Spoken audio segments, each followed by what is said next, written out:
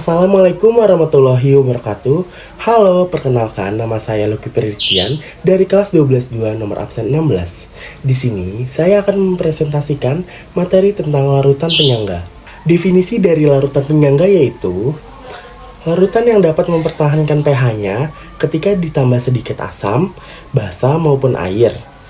Larutan penyangga atau yang dikenal juga sebagai larutan buffer ini dibagi menjadi dua, yaitu larutan penyangga asam dan larutan penyangga basa.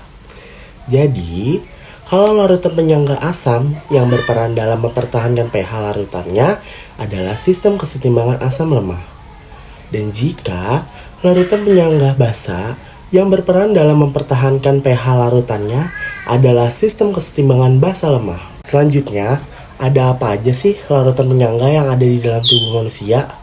Nah, yang pertama, ada penyangga fosfat yang berada di dalam sel.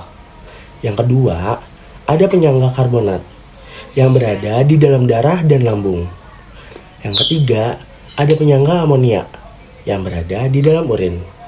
Dan yang terakhir yaitu yang akan kita bahas, penyangga hemoglobin, penyangga yang berada di dalam darah. Nah, darah dalam tubuh manusia ini mempunyai kisaran pH 7,35 sampai 7,45. Bila pH darah manusia di atas 7,8 dapat merusak organ tubuh, sehingga harus dijaga kisaran pH-nya dengan larutan penyangga. Lalu, bagaimana sih prinsip kerjanya?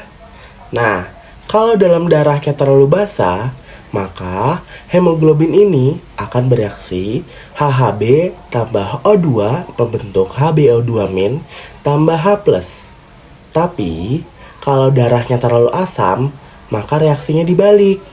Yang terjadi adalah H+ tambah HbO2- menjadi HHB tambah O2. Jadi, fungsinya ini tetap sama, supaya darah tetap ber-pH 7,4. Nah, sistem penyangganya adalah HHB dan HbO2- karena mereka hanya berbeda satu, yang merupakan asam basa konjugasi. Selesai sudah presentasi mengenai larutan penyangga. Mohon maaf jika ada kesalahan. Sebelumnya terima kasih. Wassalamualaikum warahmatullahi wabarakatuh.